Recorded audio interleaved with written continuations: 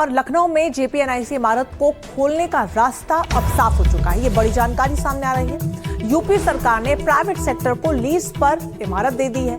LDA के प्रस्ताव के तहत इसके संचालन और रखरखाव की जिम्मेदारी अब वृंदावन बॉटलर्स और रॉकवुड होटल्स एंड रिजॉर्ट्स के कस्टोडियम को दे दी गई है। 30 साल के लिए 857 करोड़ रुपए की लीज तैयार की गई है। तो इस इमारत को लेकर आपको बता दें, जो जानकारी सामने आ रही है, अखिलेश कार्यकाल में ये इमारत बनी थी और 2017 में योगी सरकार आई और वित्तीय गड़बड़ी के आरोपों पर जांच के आदेश दे दिए गए। सीएम योगी ने इसे भ्रष्टाचार की इमारत भी कहा था, लेकिन अब बड़ी जानकारी सामने ये आ रही है कि लीज पर देने को लेकर इस इमारत को मंजूरी दे दी गई है। लंबे समय से बंद थी और विवाद इस पर बना हुआ था। देखिए, हमारी सरकार हमेशा जन कल्याणी योजनाएं लाती है और अगर लीज पर जेपी को दिया जा रहा है उसको, तो इसके लिए उसका कल्याण हो जाएगा। क्योंकि जिस तरह से समाजवादी पार्टी ने वहां पर किस तरह का भ्रष्टाचार हुआ, किस तरह की चीजें निकल कर आई, लेकिन फिर भी आज उसके कल्याण के लिए अगर ये निर्णय लिया गया है, तो हमारी सरकार, आदरणीय मोदी सरकार देश में, आदरणीय योगी सरकार उत्तर प्रदेश में, हम जनहित के लिए निर्णय लेते हैं कि ताकि उसका भी कुछ उद्धार हो सके। तो तमाम राजनीतिक प्रतिक्रियाएं सामने आ रही हैं इस पूरे मामले को लेकर। ऐसे में जेपीएनआईसी इमारत विवाद की जो पूरी टाइमलाइन है, ये भी हम आपको समझा देते हैं। देखिए, सबसे पहले साल 2016 में सपा सरकार में जेपीएनआईसी ये इमारत बनकर तैयार हुई थी। फिर 2017 में सरकार बदली, जांच के आदेश इस पूरे मामले में इमारत को लेकर दिए गए। 2017 के बाद वित्तीय गड़बड़ी की खबरें सामने आई, तमाम आरोप लगे और उस पर जांच की गई। इसके बाद आपको बता दें, लंबे समय तक ये पूरी जांच चली और जांच के बाद इमारत जो थी वो तकरीबन बंद ही रही। इसमें किसी भी प्रकार का ना काम हुआ, ना लीज पर दी गई। और उसके बाद 2023 में अखिलेश दीवार फांद कर अंदर भी पहुंचे थे। आपको बता दें कि अक्टूबर 2023 में योगी ने इसे भ्रष्टाचार की इमारत बताया था। कई गंभीर आरोप लगे थे। उसके बाद अखिलेश ने सरकार पर आरोप लगाया है और कई गंभीर बदले की राजनीति करने का भी आरोप लगाया है। तो वहीं अगस्त 2026 में जेपीएनआईसी को अब सीज तब किया गया था और उसके बाद 25 अगस्त 2026 को प्राइवेट सेक्टर को देने को लेकर मंजूरी दे दी गई और 30 साल की लीज 857 करोड़ की पूरी डील है, जिसको लेकर अब विपक्ष भी लगातार हमलावर हो रहा है। तो यूपी सरकार के फैसले पर अखिलेश यादव ने बड़ा हमला बोला है। अखिलेश यादव ने कहा है कि बीजेपी सरकार है या फिर दुकानदार है, सरकार को ही ठेके पर देना या बेचना बचा रह गया है क्या? भ्रष्ट बीजेपी की गाड़ी का तेल कमीशन है, बीजेपी का जुगाड़ निजीकरण है। अखिलेश यादव ने अपनी प्रतिक्रिया के जरिए जोरदार हमला राज्य की सरकार पर बोला है और इस फैसले को कटघरे में खड़ा करते हुए कहा है कि बीजेपी की सरकार है या दुकानदार है, इस तरीके के फैसले लिए जा रहे हैं, डील्स की जा रही हैं, सरकार को ही ठेके पर देना बच गया है क्या? ये सवाल भी उन्होंने खड़ा किया और कहा कि भ्रष्ट बीजेपी की जो सरकार है उसमें बीजेपी की गाड़ी का तेल कमीशन है।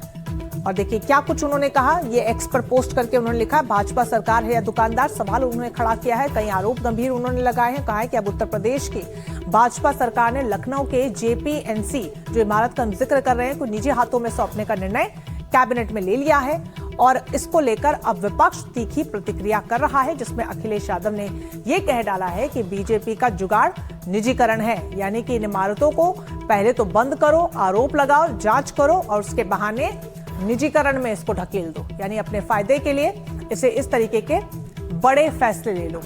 निजी हाथों में जेपीएनआईसी इमारत को सौंपने के बाद अब विवाद गरमाता जा रहा है। सरकार को ठेके पर देना या बेचना, इसको लेकर सवाल अखिलेश यादव ने खड़ा किया और कहा है कि सिर्फ यही तरीका बच गया है क्या?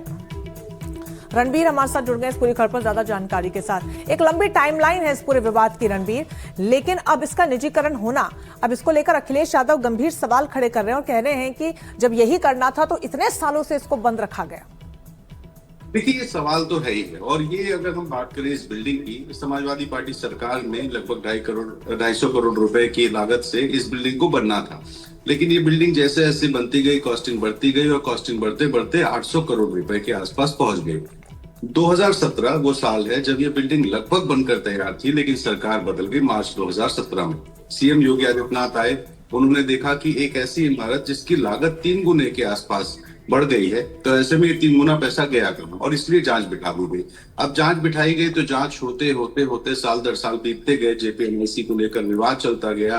कभी अखिलेश यादव वहां दीवार फांदते हैं, तो कभी उनके कार्यकर्ता अंदर जाके जेपी की मूर्ति पर माल्यार्पण करते हैं। अखिलेश यादव ने एक टीवी इंटरव्यू दिया तो एफआईआर तक हो गई।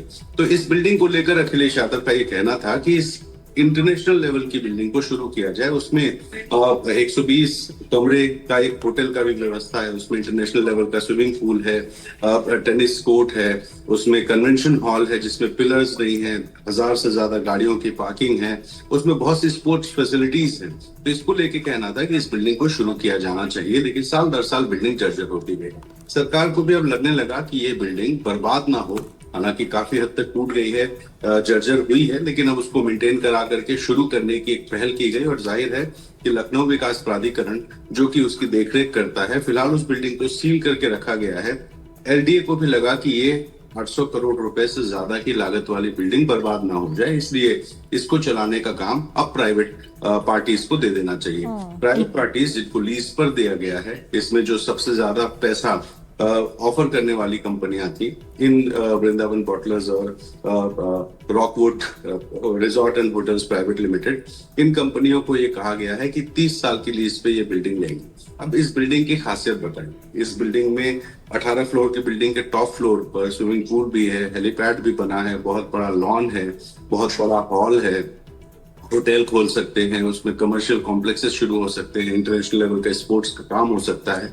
तो इसलिए अब इस बिल्डिंग को लीज पर दिया गया है। 857 करोड़ रुपए एलडीए को 30 सालों में इस बिल्डिंग से मिलेंगे। साथ साथ लखनऊ के बिल्कुल सेंटर में गोमती नदी के गोमती नगर में ये बिल्डिंग अब अगले कुछ महीनों या संभव है कि साल भर के अंदर शुरू हो जाएगी। और जब शुरू होगी तो जाहिर है कि इंटरनेशनल लेवल की बिल्डिंग मिलेगी। लेकिन चुनाव से ठीक पहले ये जो फैसला है, इसने अब राजनीतिक इसमें सियासत गरमाना तो लाजमी है, क्योंकि जो भ्रष्टाचार के आरोप अखिलेश यादव कह रहे हैं कि हम पे लगाए गए थे, खुद निजीकरण करके सरकार अब ये भ्रष्टाचार करे। बहरहाल